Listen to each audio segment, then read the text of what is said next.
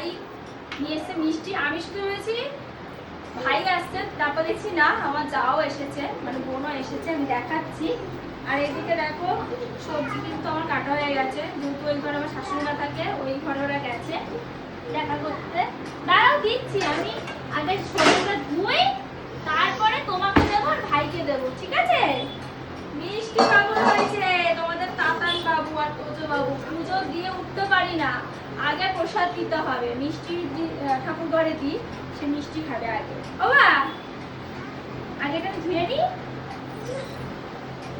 ধুয়ে নি। হ্যাঁ দাঁড়াও, ওটা ধুয়ে নি, রান্না করবো তো, বোঝো না? কাকাই এসেছে, তারপরে কাকিয়া এসেছে। এই এই এই জল।